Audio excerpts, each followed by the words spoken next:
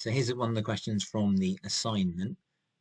We're given that x is not equal to 5. Find the values for which 10 divided by x minus 5 is less than 5.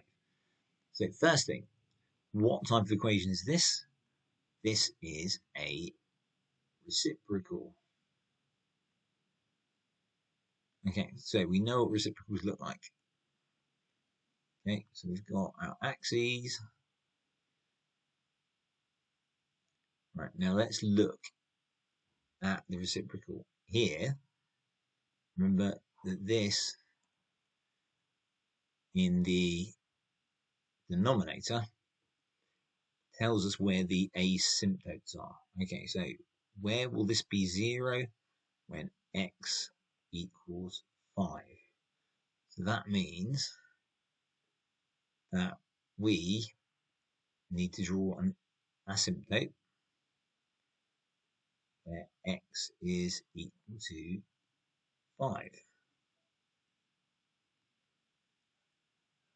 Okay, so now we can draw our graph of our reciprocal. Okay, so our reciprocal looks like that, and our reciprocal looks like that. Okay, remember it can't cross that line x equals 5, which is here. So now, what do we want? We want to know when it's less than 5. Well, to make it less than 5, we need to draw another line, and we'll call that line y equals 5. Okay, so we want to know when our graph is below that line. Okay, so when is it below that line? Well, all of these negative parts here, okay, so all of this is less than 5. So that means that basically when x is less than 5, then this is going to be less than 5. Okay, now we've also got this part here. Okay, so that's basically from that point onwards. So then that's where we can say that if basically x is greater than 7. Now, we can't put x in the middle because x is less than 5, but it's greater than 7. Okay, two disjoint parts. So there are two parts to this answer.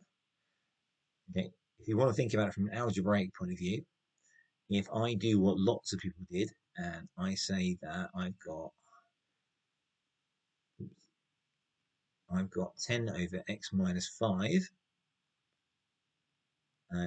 less than 5, and I multiply through by x minus 5, I'll get 10 less than 5 times x minus 5. Okay, well now look at that. If I do this, I end up with a linear